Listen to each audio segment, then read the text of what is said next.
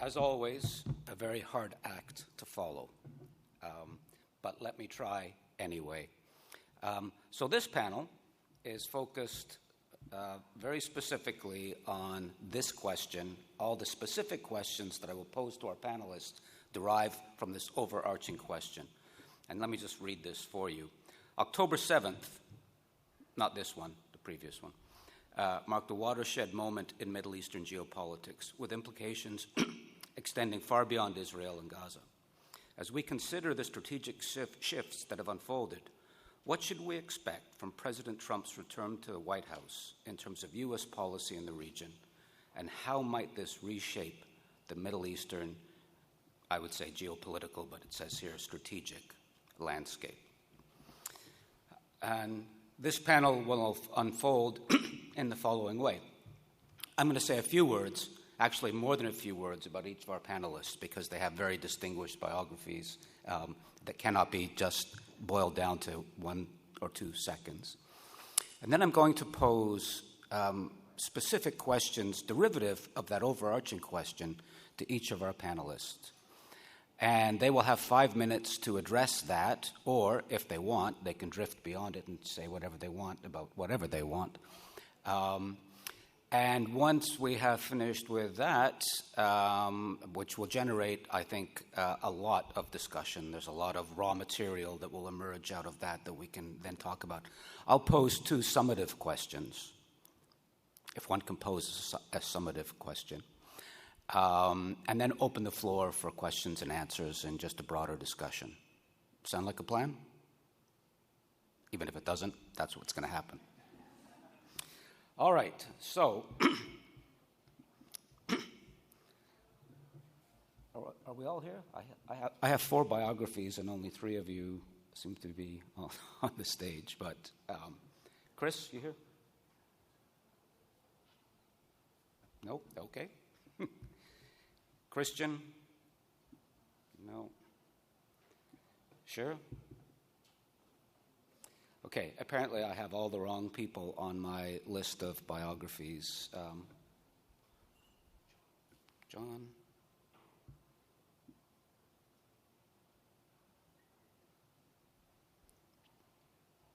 All right, John Hoffman? That John? Research Fellow, Defense and Foreign Policy with the Cato Institute, one of my favorite think tanks. John's work has been featured in a number of academic and policy-oriented platforms, including the distinguished Journal of Foreign Policy and the far less distinguished legacy media outlet, The Washington Post, and the National Interest and many others as well. John was included in the inaugural cohort of the 40 Under 40 Award, provided by the Middle East Policy Council for furthering U.S. understanding of the Middle East. He holds a PhD in political science, God bless him, so do I, an MA in Middle East and Islamic Studies, and a BA in Global Affairs, all from George Mason University. All right, next. Which I should know because we shared drinks last night. Let me just scroll up here.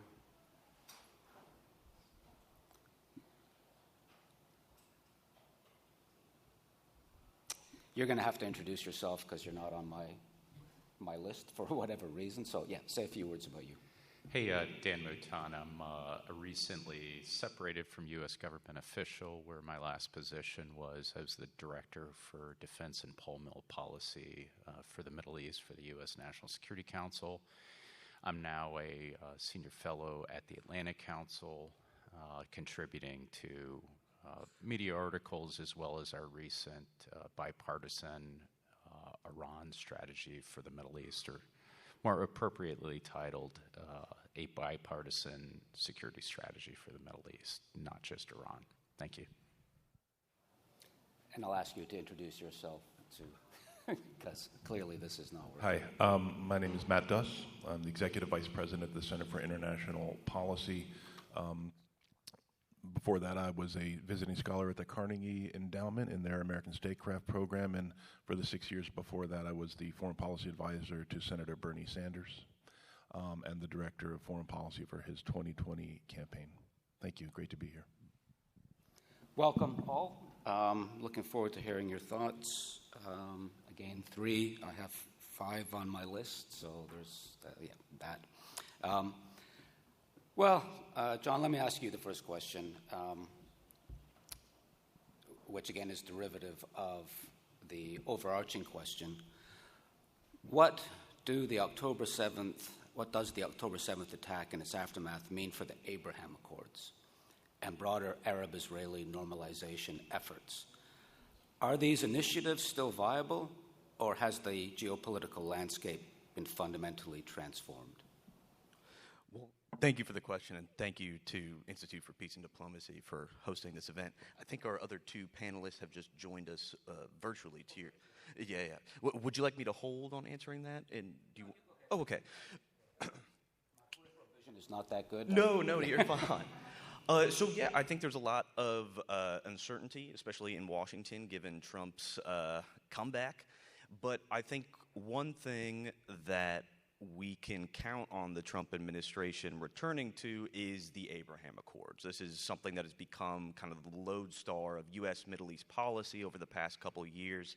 And I think October 7th and the events of the past year have seen the United States doubling down on this strategy.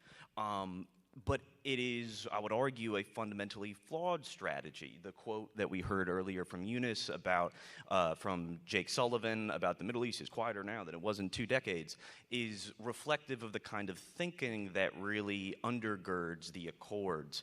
And what we heard from Biden in the aftermath of October 7th was there's no returning to the Middle East status quo as it stood on October 6th. But this status quo is exactly what the United States refuses to abandon, and it's a bipartisan commitment to this status quo. Regarding the Abraham Accords, I would say that the Abraham Accords are the culmination of decades of U.S. Middle East policy rooted in 2 foundational pillars. One is unconditional support for the State of Israel. The second is the myth of authoritarian stability, the idea that select Arab autocrats are the best guarantors of American interests.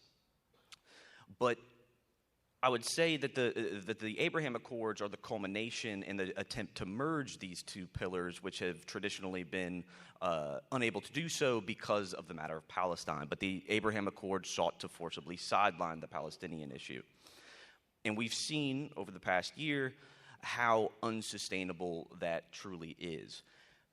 Whether or not the United States is able to push forward with the Abraham Accords, namely brokering Saudi-Israel normalization, is the question at everybody's mind. It's been at the forefront of President Biden's agenda, and it will undoubtedly be picked up by Donald Trump, but the situation on the ground is tremendously different. We saw reports leading up to October 7th that the United States and Saudi Arabia were just this close to brokering normalization, and then the war happened. The Saudis have been pretty clear in their demands for a Palestinian state as a requirement for any movement forward on normalization agreements. Whether or not MBS sticks to this remains to be seen. But what I want to emphasize regarding the Abraham Accords is, though we're likely to see a return to this initiative by Trump and a doubling down on this, this is emblematic of a broader structural problem, a artificial order within the Middle East that is inherently unstable. It's constructed around these patron-client relationships and upheld only through force and exclusion and repression. The Palestinian question is intimately connected to this order. It cannot be sidelined from the broader aspirations of the Arab public for political, economic, and social freedoms. So I would say, though we're returning to this initiative, I would be cautious in presenting it as a cure-all, as Washington really has. Thank you for those insights. Controversial, yes. But that's the business we're in, right? So now that I don't have to rely on my peripheral vision, I can see.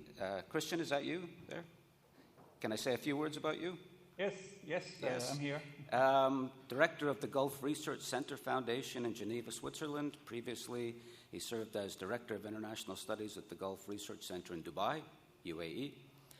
Prior to joining GRC, he worked as head of the Strategic Studies section of the Emirati Center for Strategic Studies and Research in Abu Dhabi. I will leave it at that. And the question that I pose to you is, in a world increasingly defined by multipolarity and multi-alignment, and those are conceptually distinct things, how is the Middle East coming to be positioned among competing powers such as the United States, China, and Russia?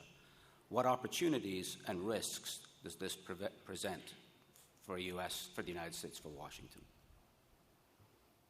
Okay, thank you very much, Andrew. I hope you can hear me well. Great to be on this panel, and thanks, of course, to the Institute for Peace and Diplomacy for the invitation. Only sorry that I'm not there to be with you in person in Ottawa and to be able to engage with all the fantastic people that you've gathered together. But hopefully next time. Okay, looking at how the Middle East is positioning itself, I think there is, of course, lots of uncertainties, both about the next developments in the region, as well as the overall contours of regional international order. I think my core argument would be that what we've seen important is a shift, really, with the primary emphasis being given to increasingly look for regional solutions for regional problems.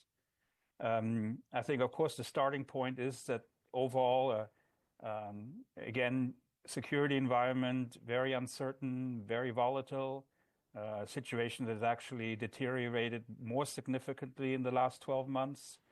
Gaza, Lebanon, now the Israeli-Iranian theater. And the region, together even with the international community, has not really seen any effective responses when it comes to core problems. Whether it's dealing with issues such as violent non-state actors, and I think here it's really debatable of whether the approach that's currently being taken by Israel on this front will be proved to be more successful. Issues such as ballistic missile proliferation, maritime security, where attacks in the Red Sea are just continuing, and also on Iran's nuclear program, where I think you could argue that maybe we're actually sort of at a tipping point. So taking the situation, and again, focusing a little bit of where the Arab Gulf states are coming from, I think there's a real deep and real concern in the GCC about being drawn in even more into these prevailing conflict dynamics. So the fear really at the moment is that if we are staying on the current trajectory, we could see possible retaliatory attacks against energy infrastructure in the Gulf. We could see attacks against U.S. military bases located on GCC territory.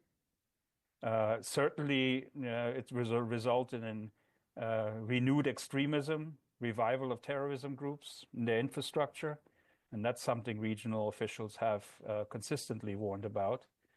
I think in terms of Iran, there's a high degree of concern about how any conflict with Iran will be managed in its aftermath. There's still very much fresh memories about the mismanagement of the Iraqi invasion of 2003. I think that's still very fresh. And you can argue that the region really hasn't recovered from that 2003 decisions. And in that context, I've heard concerns about, when it comes to Iran, concerns about possible fragmentation of Iran, transition to a very highly nationalistic government, and other scenarios. So these are big concerns. Now, I think in that environment, what you've witnessed is GCC states really sort of taking a lead in terms of de-escalation efforts and in regional diplomacy, reaching out to many different partners that they feel could help in the endeavor to establish some form of greater stability.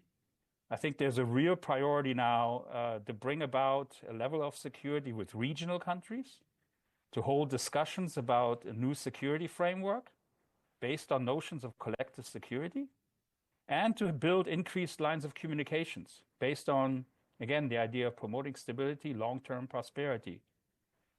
So the driving factors for this, I would think you can identify two. One, as already mentioned, is that sense that the international community has only managed, but not effectively resolved any of the conflicts in the region, and even managed them badly, as already mentioned. But I think combined with that is a second factor, and that is the recognition in the region that plans on economic diversification, such as Vision 2030, other announced initiatives, which are really seen as vital to ensure also continued legitimacy of the Gulf ruling systems. I think they have little chance to succeed in this environment of continued insecurity and even war. So here, I think the regional leads are really being put into practice. We see the recently announced Global Alliance for the implementation of the two-state solution, spearheaded by Saudi Arabia. First meeting was held at the end of October, and that saw participation by more than 90 countries in Riyadh. And there will be a follow-up meeting in Brussels. And I think that's really on the forefront of Saudi diplomacy at the moment, is to see how we can move towards some sort of political solution on this front. There, of course, second, have been all the levels of contacts pursued between the GCC states and Iran, including the recent meeting between the Iranian president and GCC foreign ministers in Doha. And very interestingly, just a couple of days ago, visit of the Saudi chief of staff of the armed forces to Tehran, where the discussion focused on development of defense diplomacy and expansion of bilateral cooperation. So as we've seen the crisis situation in the region intensify, so have the regional contacts with Iran as a result. And third, there's all that outreach, not only to China, but we have mediation efforts with Russia and Ukraine, developments when it comes to the BRICS, Shanghai Cooperation Organization, Central Asia, and just most recently had a meeting with the MidCA states.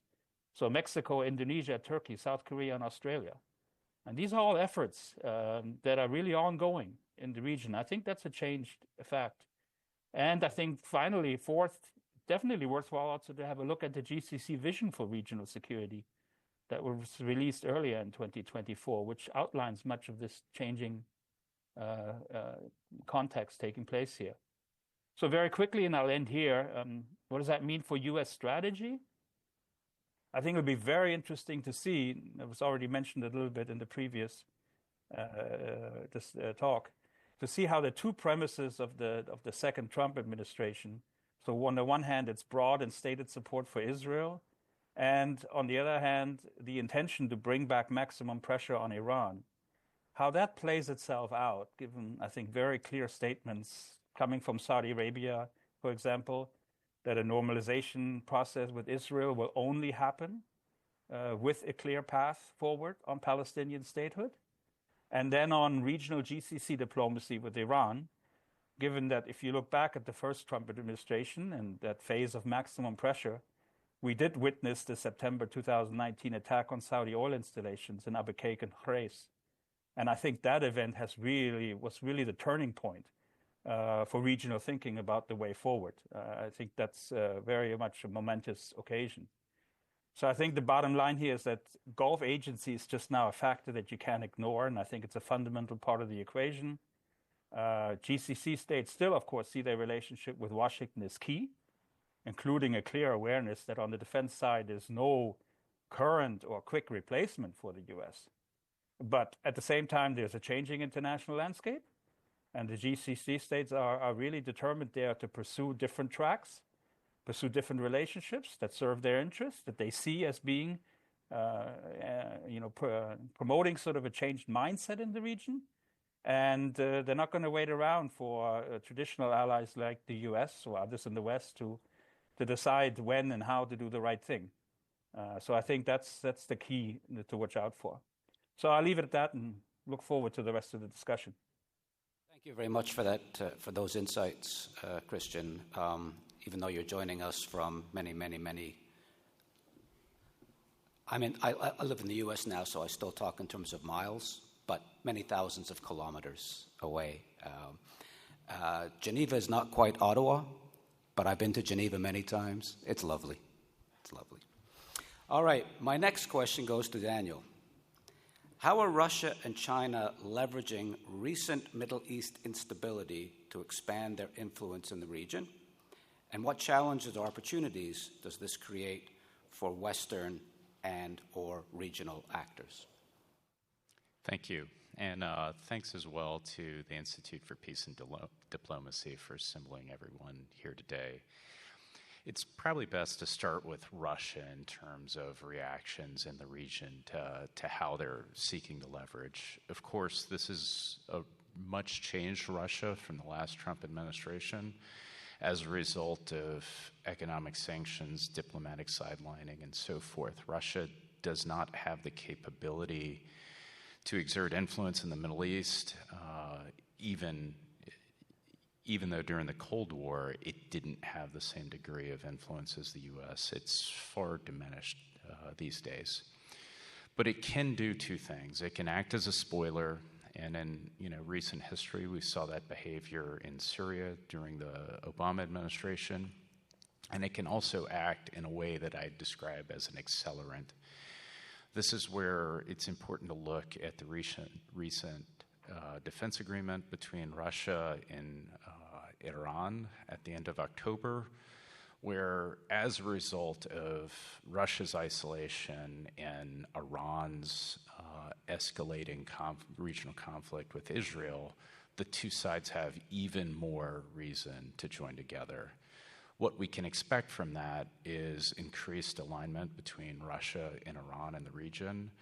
That doesn't bode well for regional states, and certainly for Israel, as if and when Iranian capability to, whether it's cruise missile capability, unmanned aerial vehicles, or ballistic missiles increase, as well as what that may bode for the Iranian space program and nuclear program.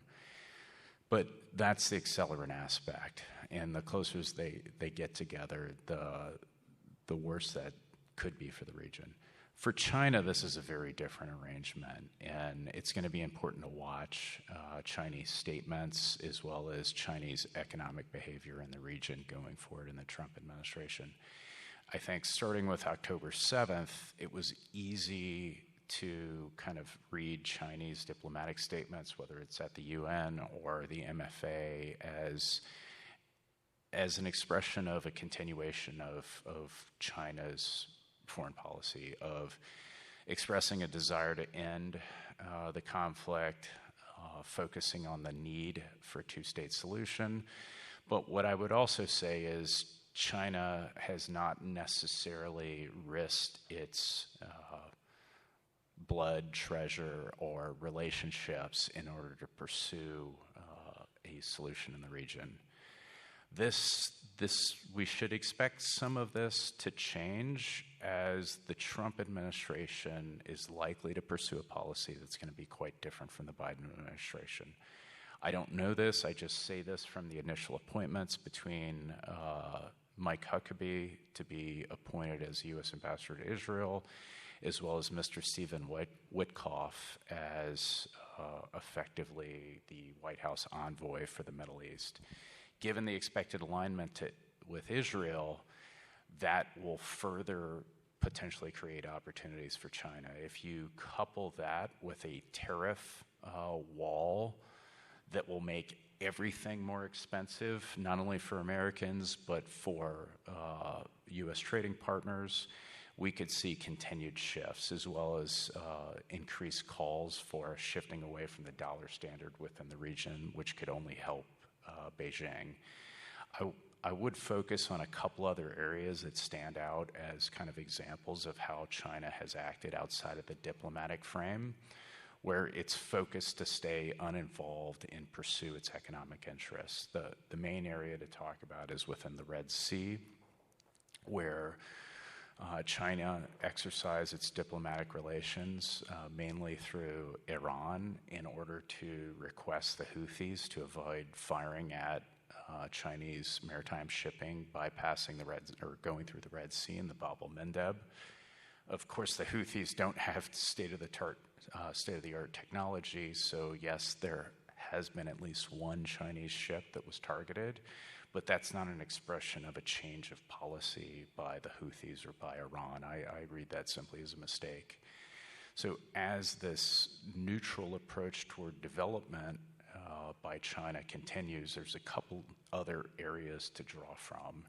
And that's mostly highlighted through statements coming from the UAE Foreign Ministry as well as a couple other states. The first is, if you look at Presidential Advisor Anwar Gargash of the UAE's recent statement about the United Arab Emirates is going to pursue a policy of geo-economic strategy. This came out very much so during the recent visit of President His Royal Highness Mohammed bin Zayed to the White House, where MBZ did not meet with any military leaders. The UAE embassy was very clear in stating that this was MBZ's first visit, but this was the first high-level visit of any sort where UAE did not meet with any American generals, anyone from the Pentagon. This is all geoeconomic focused, and we can expect that to continue as both the UAE and Saudi Arabia look to transition beyond an energy-based economy to a data-driven economy. And this is going to continue to put these developmental requirements on some sort of a collision course as China looks to support those developmental opportunities, while as the U.S. Tries to maintain its partnerships in the region. At some point, this is going to trigger additional conflict between U.S. and China in the region, if not, in the best world, a diplomatic resolution between the U.S. and China. We'll have to look to the Trump administration to see how they manage tariffs, look to see what their second and third order appointments are to get an understanding of how this is going to be managed on a day-to-day basis. But I think we can read this as an opportunity that Chinese diplomats and security officials are going to look to exploit in the region as the U.S. policy shifts in a way that may very well create advantages for others. Thank you. Thank you very much for those comments. Insightful, in fact, deeply insightful, I think. Next question goes to Dr. Shira Efron. I hope I'm pronouncing your name correctly. When I do Indian television, which I do all the time, they always refer to me as Dr. Latham, but my name is Latham, so I'm very sensitive to the mispronunciation of one's names. In any case, Dr. No, Shira Efron is easy. Shira is easy, and Efron, there's the celebrity Zac Efron. So this is like Starbucks, I could say I'm like relative of Zac Efron. Everyone knows how to spell that. Well, let me just say a few words about you. Guilford Glaser Foundation Senior Director of Policy Research. Concurrently, she also serves as Special Climate Change Advisor to Israel's Ministry of Defense and co-chair of the subgroup on regional cooperation of President Herzog's Climate Forum. And so to you goes this question. How do you expect President Trump to balance the competing priorities of Iran, Israel, and recalibrating U.S. military engagement in the Middle East? Okay, so first of all, just thank you for having me and virtually, and greetings from Geneva. I'm sorry I couldn't be there in person. Next year, I promise I will be there in person, but really fascinating discussion so far. Obviously, I do have a formal hat as an advisor to the Ministry of Defense, but nothing that I say now is going to be in that capacity. Okay, I'm just speaking as part of a think tank and with several think tank affiliations, all in the United States. And I'll try to make this, focusing as much on the policy and not on the politics.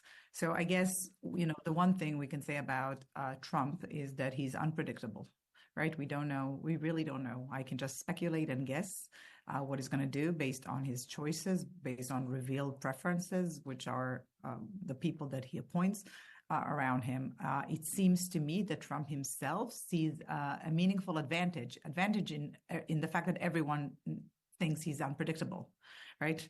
This is a strength that he has at the moment. He has a diverse team I would say that most of the domestic issues are concentrated by the MAGA, the Make America Great Again, isolationist camp. The foreign policy team seems to be more, I guess, like different shades of gray, different shades of internationalists, people who see themselves, I think mistakenly are called neocons, not exactly neocons, but those that see themselves as sort of like a peace through strength folks.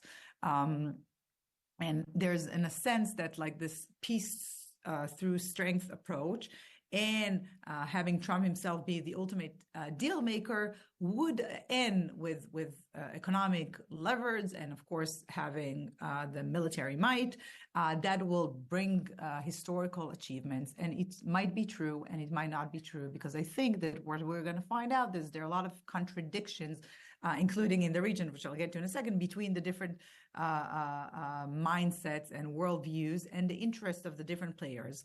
And this could create some issues. So I will say, Trump, it also goes to our region, right? He perceives himself as someone who will end wars around the world. And he says that these wars wouldn't have broken to begin with if he was elected in 2020. Of course, he's going to end the war in Ukraine within a day, and he will finish the wars in Gaza and Lebanon and Abraham Accords that was mentioned earlier. There are some issues. I just want to build on something that Christian said before on the China. It's not all so coherent, right? Like what seems like a compromise, or sort of like letting Putin have what he wants in Ukraine and ending the war in this way, could actually be perceived as an American weakness. It will definitely hurt the transatlantic relationship with Europe, which the United States needs for its objectives vis-a-vis China for the trade war, and also for maximum pressure on Iran, which he wants. So this is also, but it can also embolden China, and we know that China is sort of the cornerstone of the foreign policy with this administration, or an attempt with this administration. Also. So I think these contradictions are not just going to be in our region versus Iran, Israel, Palestinians, but also on the broader global stage. When we talk about the Middle East, of course, Trump is eager to succeed where everyone else failed. We'll talk about Iran in a second. And the Abraham Accords, he wants to complete the normalization between Saudi Arabia in Israel. It might seem funny to you, but I just was in Washington last week, and apparently there's talk in Republican circles that Trump is serious, that he wants a Nobel Peace Prize. Obama has one. He wants one too. And so this peace idea, there's the worldview, but there's also what the personal nature of the achievements and the transactionality of these things.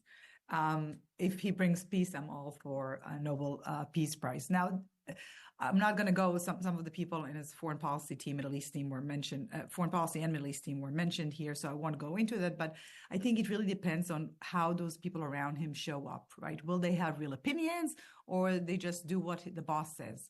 There can be ideology when we're talking about, but it can also be paying a political currencies to supporters.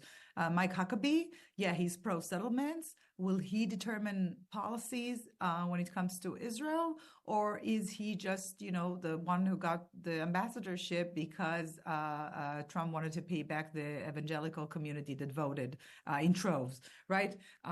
So this is also something, and we don't know if those people are going to be, they will get a lot of invites for Shabbat dinners from the settler community. Everyone in Israel will be very different, will be very happy about them. Will they affect policy? I'm not sure. I will say also that we have to understand that even under the Biden administration, where Biden had a more traditional anti-settlement policy, Israel since October 7, Israel had built 47 outposts in the West Bank, which are illegal under Israeli law,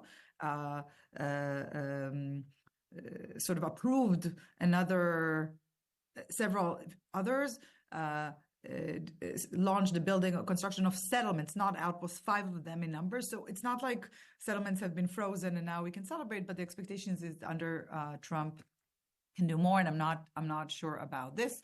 Also, when we talk about, obviously, there's going to be a lot of turnover, right? That if the first term is any indication, it's not like we're going to see no transitions. Who knows if these people are going to stick around for a long time? Elon Musk is also a key person, right? How much does he do his own work, and how much is Trump request? And obviously, this will also be have implications for our region. Elon Musk had a secret meeting with the Iranian ambassador to the UN last week, very much with a surprise of circles in Israel. So this is also where the domestic and the foreign policy worlds mixed. I guess I think that there are two overriding goals in the region that will stay the same, and those are the traditional ones. Regional integration, right? This is something that we talk about the Abraham Accords and what the Saudis wanted to do, and there's processes in CENTCOM, and the ultimate, right? The big enchilada would be a normalization between Israel and Saudi, but regional integration is something that Trump will want to bring and deliver, and also preventing a nuclear Iran and containing Iran's regional activity. I think on the second one, I'll get the first one in a second, but when it comes to Iran, we could see a more aggressive approach. Is talking about, maximum pressure, obviously, although this meeting with Elon Musk brings this into question, but there's mixed messages. What I heard again in Washington last week, I'm not sure it's reflective, that basically it's maximum pressure plus red lines. And those red lines are going to say to the Iranians, if you hit our assets, and it doesn't matter if the Houthis hit our assets, we attack you. So that would be interesting to see, and how much the Trump administration really wants to do that, because he may also want a deal. One of the things that do matter is that when we look at, in terms of sort of the posture in the region, right? Under the Biden administration, what you have here is an increased defense posture in the region. If you look at the number of troops and aircraft carriers and B-52s that come from time to time, and there's a THAAD battery in Israel. I'm not sure that Trump that has a worldview of we don't have to be the world's policeman, and these things also cost a lot of money, right? That when they need to foot the bill, that they will continue, and that will change also Israeli calculations, right? I would argue that the fact that the Biden administration came to Israel's assistance and brought all these assets to the region, I'll be careful. You could argue that it emboldened Israel. It led Israel the confidence to act, to take more risks than it would have otherwise, and that could change things. Where it's interesting, and I think this will be probably to Christian and others. I think it might be a little bit harder than maybe Trump thinks in terms of bringing a deal. He will have leverage on Israel. The voices that I'm hearing from Saudi Arabia are that they're not going to throw the Palestinians under the bus, that they're serious about. I don't know if anyone can put on mute there, but that they're not going to throw the Palestinians under the bus. So it's going to be more difficult. And I guess that if we don't act, in terms of the policy recommendations, those countries that would want to influence Trump's calculations would have to put in their ideas, frame them in terminology that appeal to his worldview, but be mindful that at the end of the day, the decision is going to be his own. I'll end with that. Thank you for those comments. Again, in keeping with the tradition that we've established here, deeply insightful. My two quick takeaways are, you implied this, personnel equals policy. And given that, and given those personnel, you've got some serious contradictions within this foreign policy team, especially with respect to the Middle East. You do have the neocons, and you do have the America Firsters and quasi-isolationists. It's a very complicated group. Huckabee is really, maybe that signals everything we need to know. Last, but definitely not least, Matt, this is your question. With Iran's support for Hamas and Hezbollah, how should the U.S. respond to blunt or balance Tehran's influence without being dragged into a broader conflict in the region? Thank you for that. But first, before I start, let me just again thank the Institute for inviting me, and great to be on this panel with all of you. And hello to my old friend Shira. It's really great to see you, to be in this discussion with you. So I will get to your question, but first I'm going to use the privilege that you gave us to answer the question I want first and say whatever I want. But I promise I will come around to it. I think what's really, if we're talking about what to expect from Trump in the Middle East and in foreign policy generally, really think it's important to go back to 2016 and understand the impact of 2016, the surprise, the shock of Trump's election, and the lesson, or what that showed, I think, to the kind of American policy establishment, the foreign policy establishment too, but more generally, that the consensus that I think American policymakers and colleagues around the world, particularly in Europe, had kind of told themselves was like the unassailable consensus about how we organize the world, the rules-based order, how shallow that consensus was, how many Americans had very serious questions about the wisdom of that consensus. Was it working for them? What are you delivering for me, my family, my community, with all of these policies, with the money we're spending? That is kind of the critique that Trump brought as an anti-system candidate. Now, I think Senator Sanders in 2016 brought a similar critique. I am biased, but I think it's fair to say in a much more unifying, I think less divisive and bigoted way. But still, part of the Sanders phenomenon was that same message. It's that the kind of, whatever term we want to use, the neoliberal consensus has failed the American people, and we need to rethink this. And I think in President Biden, in some ways, I think got that memo as well. I think what we've seen in foreign policy, particularly the kind of move away from the old global trade order, marked an important recognition, and I think they deserve credit for that. On the other hand, I think in the Middle East in particular, with a few exceptions, they've essentially tried to kind of uphold an old order, which, as John, I think, described, not entirely. But what I'll say about this, I think Shira is right when she says that Trump is unpredictable. But I think one thing that is very predictable about Donald Trump is that Donald Trump loves Donald Trump. It is one of the great love stories of history. I think, Romeo and Juliet, Antony and Cleopatra, Sid and Nancy, Donald Trump and Donald Trump. That is one thing you can count on. So whatever appeals to Donald Trump to kind of reify and restate and reaffirm the greatness of Donald Trump, whoever convinces him that this policy course will do that will have, I think, the most success. And I think this is what appealed to him, obviously, about the Abraham Accords. I think, ironically, this is what could potentially appeal to him about a deal with Iran. Despite the fact that he was the one who withdrew from the Iran nuclear deal. And let's have no illusions, the only thing that Donald Trump knew about the Iran nuclear deal is that it was Obama's nuclear deal, and he didn't like Barack Obama.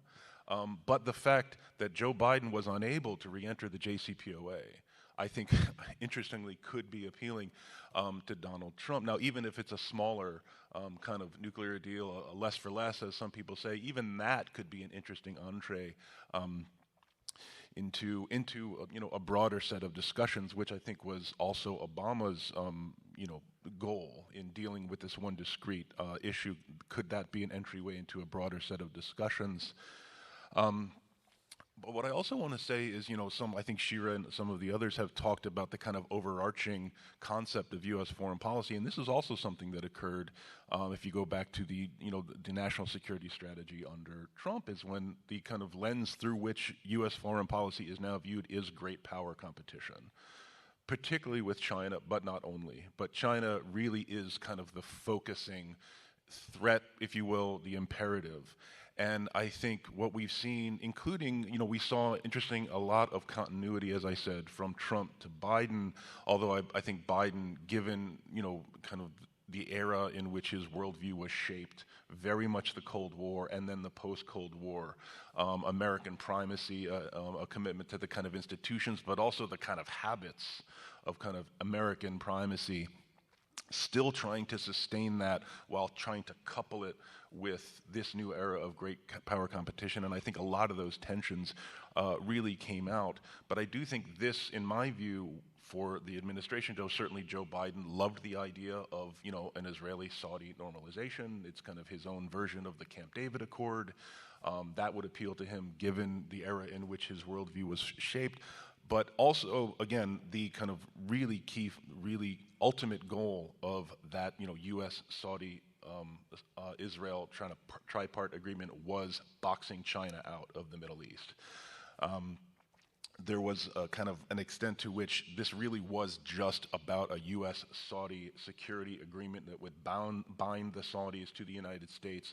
And the way to sell this to skeptical Democrats who are very critical of the Saudis would be to wrap it in this nice candy coating of peace with Israel.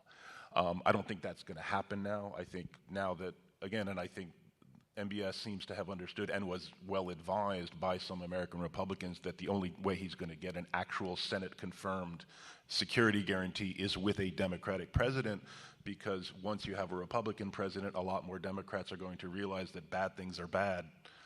So it's not. I think it's very unlikely to pass the Senate. I thought it was very unlikely to pass the Senate even under Biden, and I think it's even less likely now. But again, the focus is on China, which is interesting because in my view, China really has no intention of trying to displace the United States in the Middle East. They have watched the United States over the past decades just hemorrhage credibility and resources time after time. Why would they want a piece of that action? I don't know. I think China is going to continue to make smaller deals, focusing on focus on kind of soft power. But, you also have, if you go back to the kind of Saudi-Iranian rapprochement that was quote-unquote brokered by China, not really. It was essentially cooked, and China was brought in to kind of do the big photo op at the end. That was actually quite a brilliant bid-up, kind of bargaining move by MBS to say, listen, if you want to kind of be our main partner, then you need to make us a better offer. And Biden was very ready to make a better offer. So again, I think those efforts are going to continue because China, as I said, has very, very quickly become the kind of the focusing imperative for the entire foreign policy discussion in Washington. And I'll say one more thing before I get back to Iran. Just a few months ago, I traveled to Beijing for the Zhengshan Security Forum, which is one of China's big kind of security conferences. And I was really struck by how much the whole theme of the conference was peace and stability. And again, fine, these are words, this is nice rhetoric. No one should have any illusions about the things that China's doing, certainly in the South China Sea, but also elsewhere. But I was really struck at how much appeal that had. There was an enormous representation from the kind of non-aligned world, the global South, whatever term one wants to use. And I think it's important not to see this, the global South as a large mass, all with the same interests. They certainly do not have the same interests. But I do think there is enormous appeal to these ideas of peace and stability. And this is something the United States, in my view, unfortunately has gotten out of the business of. And I think it would be wise for us to lean more back into that a bit more. So getting to your specific question, as I promised, I do think if I was very, comments from J.D. Vance just a few weeks ago, I forget who he was in an interview with, but, he made comments like, we need to push back on Iran when they're doing these bad things, but we don't want a war with Iran. And I think that's very reasonable. I mean, Iran is up to a lot of no good in the region. We do not want a war with Iran. I think, Israel over these past months, even though in my view, the Gaza war and the U.S. support for the Gaza war has been a catastrophic mistake that we are going to be dealing with the fallout with for a generation. I think just from a tactical level, what we've seen from the Israelis in Lebanon and elsewhere inside Iran as well has shown, that Israel once again has the ability to do real damage to Iran's proxies and to Iran itself. I don't think anyone had any doubt that Israel could do very impressive things. The question, as always, is can these tactical victories be tied to a larger strategic victory? And that's where I think Israel has always had a problem. I think that's where the United States has always had a problem. And my concern here is that if you look back over the past decades, as I said, Iran has been historically very good at taking the kind of hubris and overreach of its adversaries, the blunders that its adversaries make, whether it's the Israelis in Lebanon in the 80s, whether it's the United States in Iraq in 2003, whether it's the Saudis and the Emiratis in Yemen from 2015 onward, and exploiting those mistakes and those blunders and capitalizing them very effectively. And it's been very fortunate to have adversaries who continue to make these blunders. So I think we are in a moment right now of real potential overreach, and in my view, it's important to look for an opportunity to make some, or to get at least talking. I'm not a fan of Elon Musk. I did not vote for Elon Musk. No one voted for Elon Musk. I don't know why, but still, just the idea that we should be looking for channels of conversation between the U.S. and Iran is a good one. Because ultimately, I do think these countries, the United States, Iran, and our partners in the region do need to be talking to each other to come up with an actual durable architecture that leads toward more peace and instead of toward more conflict. Well, again, thanks for those insights. My quick takeaway, there were a lot of important insights there, but my overarching takeaway is we're not in Cold War 2.0. But we are in a world of great power competition, and that's going to shape the geopolitics of that region. China is not — what rational actor in their right mind would try to dominate the Middle East? And I've written quite a lot about China's Middle Eastern policy, and they're not interested in that. October 7th complicated their calculus, the leadership of the Global South, and pushed them on the sort of pro-Palestinian path. But before that, and I think now, again, they're really trying to be an honest broker, even if some of it's just grandstanding, right, at the end of that. And that deal between Saudi and Iran is merely détente, like détente during the Cold War. It's not the end of that conflict, but it's just a dialing back of tensions for prudent reasons on both sides at the moment. But I think if we are to understand the Middle East and how it is evolving, that great power conflict paradigm, if I can use that outdated term, is a really important lens to mix metaphors. Okay. Couple of just table setting, if that's the right metaphor again, questions, and then I'll open it up to you. I've been in America that long, I almost said y'all, but no. And for this group in particular, this I think is particularly important.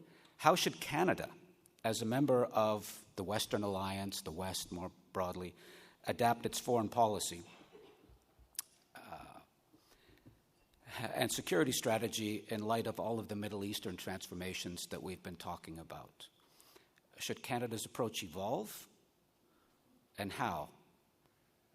Or even, I hadn't sort of prepped this part of the question, could we please get over the middle power nonsense? Maybe we just need to be a bit more humble. But to the extent that we have a Middle Eastern policy, what should it look like going forward? And as we look ahead, what is the single most important strategic choice that the U.S., Canada, or many of the regional actors must make to ensure stability in the Middle East? We're all in favor of peace. Anybody here in favor of war? No, I didn't think so. We're all in favor of peace in that region. And peace, of course, means not just the absence of war, but deep structural transformations. How do we get there from here? And what, if any, role can Ottawa play in all of this? So, with that, the floor is open. Sir. Are there mics?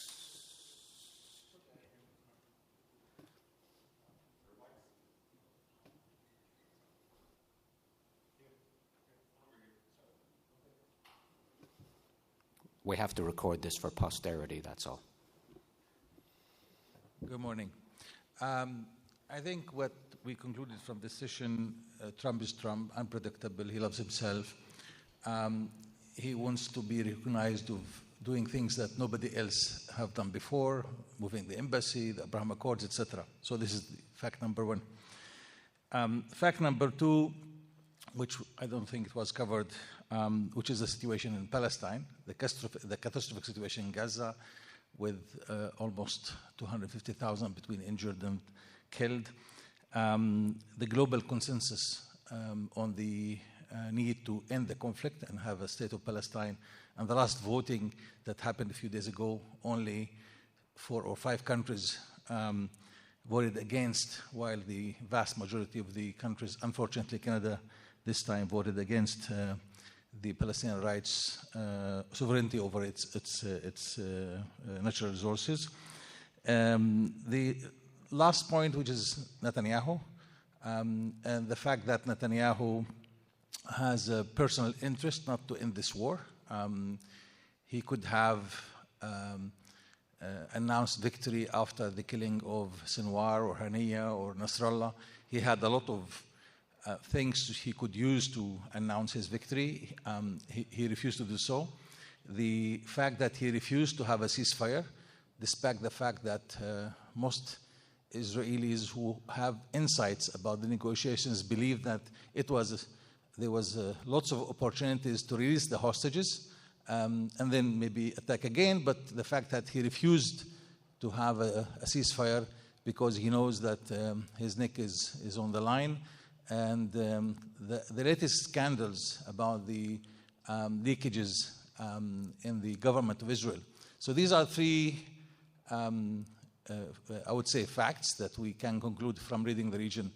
My question is, taking into account these 3 remarks I mentioned, what do you think could be the scenario for ending the conflict? I mean, how do you see a way forward? Because we all know the war, it's impossible that it will continue forever. We all know it's impossible not to end to find a solution for the Palestinian issue. Some of you mentioned that the Saudis are very clear on this, and I agree. At the end of the day, there must be something. So knowing the new administration is about to start, what do you think the solution could be? Thank you. Do you want to take a crack at that?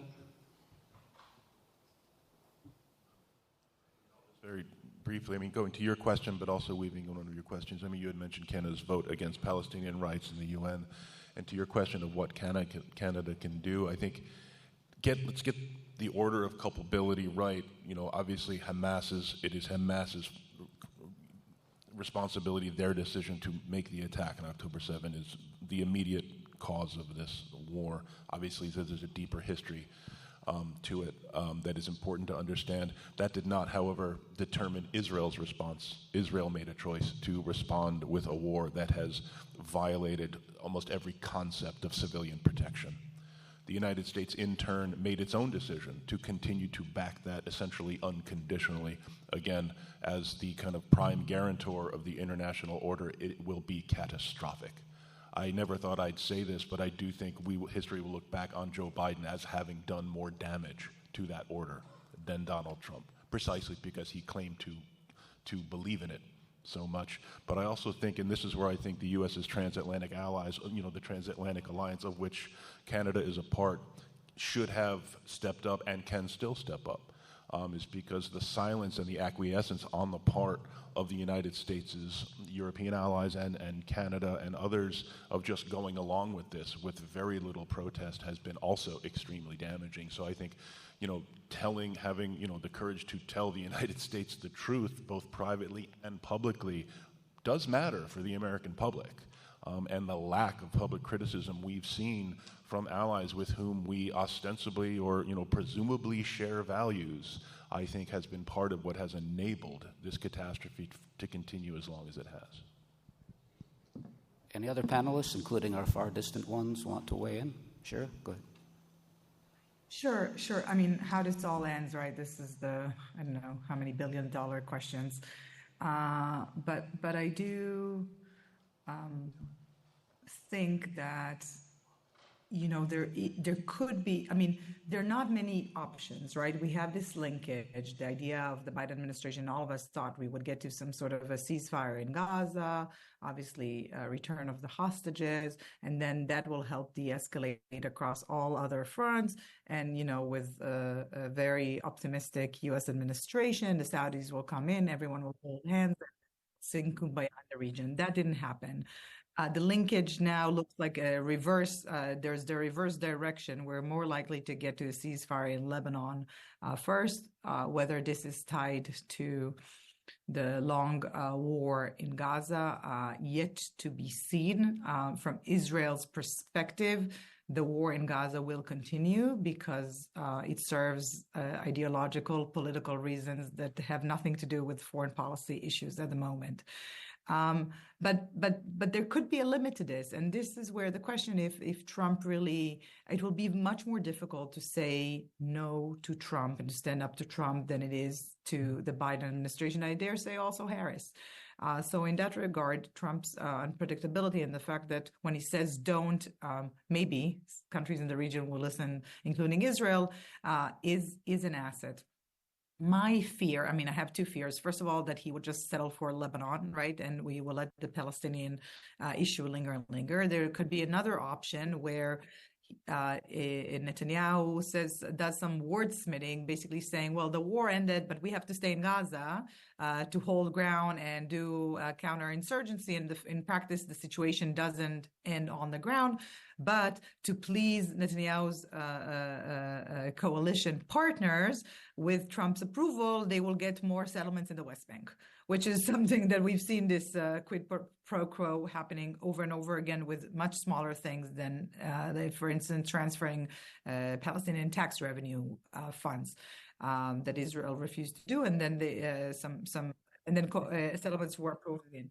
This is where I think Canada and the Europeans and the Arabs could come in to be important, because I suspect that Trump himself is not going to care about the details. That's why it's very important that the Biden administration work with the Trump administration folks and try to at least get the details right. So even if this is an achievement that, if Trump is going to cut the ribbon on the diplomatic achievement, at least the details will be right, and he's not going to care.